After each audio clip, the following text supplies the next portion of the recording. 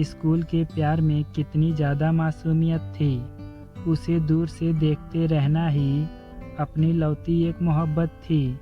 उस भीड़ में भी बस उस एक शख्स का इंतज़ार करना, टकटकी लगा कर देखना उसे, वो देखे तो मुंह फेर लेना। बातें तो बहुत कुछ कहनी रहती थी, पर कुछ कह नहीं पाता था। जितनी भी हिम्मत थी सब टूट जाती थी और अंत में बस एक पेन मांग कर ले आता था। मेरे फुल अटेंडेंस का श्रेय भी उस एक शख्स को जाता है। आज भी कोई पहला प्यार पूछता है ना, तो उसी का चेहरा याद आता है।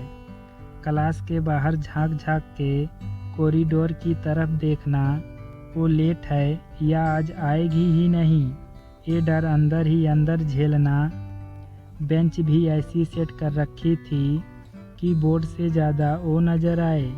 तब तो केवल एक ही सपना देखा था मैंने कि मेरी करस का मुझ पे करस हो जाए। बर्थडे उसका होता था, पर दोस्त पार्टी मुझसे मांगते थे। नोट मांगने के अलावा और कोई बात हुई ही नहीं, लेकिन फिर भी वो उसे सारे अपनी भाभी मानते थे। हर रात में अगली सुबह के लिए बात करूँगा क्या वो सोचता रहता था। सारी तैयारी हो भी जाती थी, पर उसके सामने बस बाल नोचता था। डम चार्ज की आड़ में ही काश उसी दिन इशारा कर देता। चेहरे का भाव समझकर उसके कोई और बहाना कर देता। केमिस्ट्री लैब में पार्टनर थे हम। मैं एक्सपेरिमेंट समझकर भी ना समझ होने का एक्टिंग करता था। वो समझाती रहती थी, मैं देखता रहता था और सोचता रहता कि इतना प्यारा कोई हो कैसे सकता था।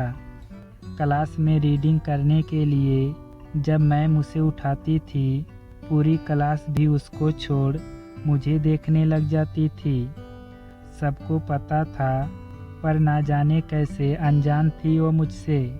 मैं भी यही सोचकर खुश था कि जितना है उतना भी सही है। वैसे उसकी मुस्कान देखने मिल जाती थी, मेरी सुबह अच्छी हो जाती थी।